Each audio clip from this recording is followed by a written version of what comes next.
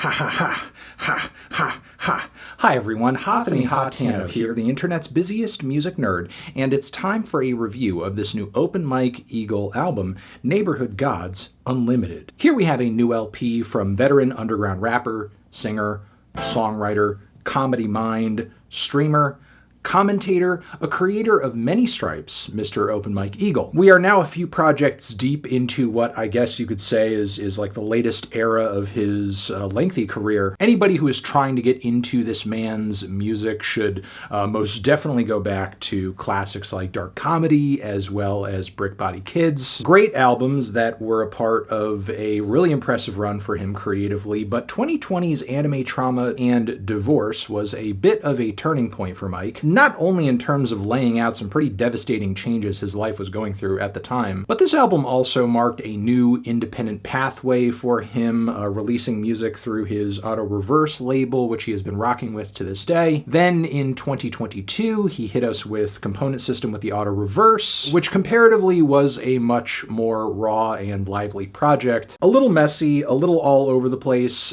certainly not his most high fidelity record so far, but these are characteristics of the record that were no doubt intentional, especially with this figure on the front cover that has this tape deck amp combo unit on his head, which I think is kind of the perfect way to signal to your fans that they were about to embark on this kind of crazy mixtape-esque experience. Also on this LP, while the general mood was more lighthearted, Mike was digging deeper into this like more diaristic, heady brand of songwriting, sometimes going through the minutiae of his creative evolution and artistic process, like on I Retired, Then I Changed My Mind, and there were deeper moments which attributed huge influences on his creativity, like MF Doom on the track For Doom. There were also some cuts on this thing that saw Mike getting a bit meta in a kooky way, such as on the credits interlude, as well as with the CD-only bonus track. And this project was followed by the much shorter Another Triumph of Ghetto Engineering, which, given the rapping, the writing, the production on that, and the title of it,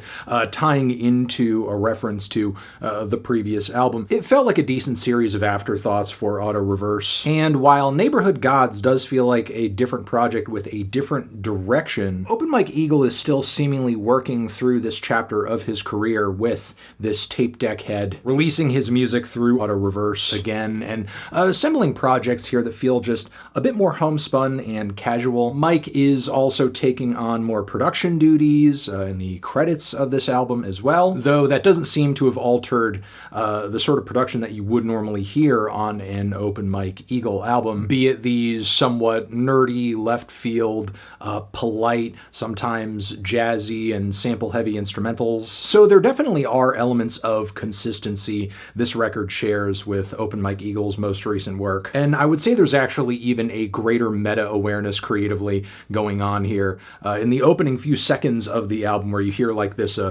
promotional drop of dark comedy television, which apparently is supposed to be in reference to a concept Mike has had in his mind for a while now, about a cable network that can only afford to be on 1 hour per week. So it has to get all of its shows out in that time frame. So in many ways, the tracks on this album are not merely just songs, but programs, shorts, scenes, motifs, 38 minutes of cohesive programming, I guess. And the slate of shows on dark comedy television through this project are, at least during this season, moody, contemplative, with the occasional joke and touch of self-effacing humor for a good measure. With the opening track, which is the theme of the whole record, Woke Up Knowing Everything, Mike is doing this whole routine around self-awareness and self-understanding when it comes to your life path and your traumas and your behaviors. It's a track that's searching for knowledge, searching for understanding,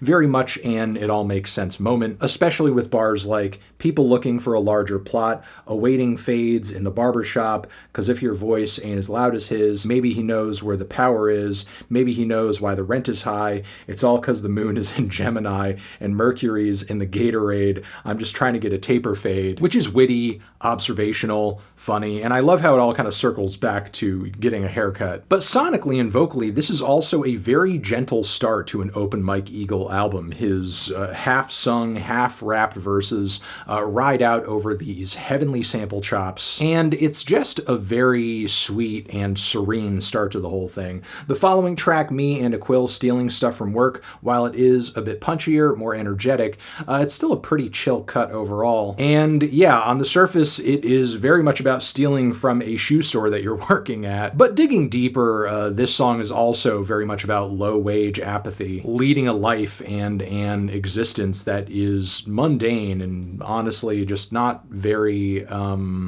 gratifying. And while the energy of this track, again, is still subtle, the jokes very much hit. The topic of contraband, the plug has bags of me, switches over into the spiritual with lots of jazz samples, over which Open Mike kind of waxes poetic about places his intelligence has took him over the years, especially in his youth, eventually fast-forwarding deeper into the song and likening himself to a drug, a product that is to be sold and marketed, most likely drawing a connection that his perceptiveness of words that he showcased very early on in life sort of helps him in his creative career now with hip-hop. Following this, we have some chill jazz rap vibes and great vocal chemistry between Mike and Still Rift on Almost Broke My Nucleus, ACCUMBENS, which, you know, I am down for any song that will just randomly drop a Kurt Vonnegut reference. But a track that hit even harder for me in this track list was Okay But I'm the Phone Screen, which is just this riveting retelling of Mike having his phone run over, destroyed, and just mourning all of the reflections of his life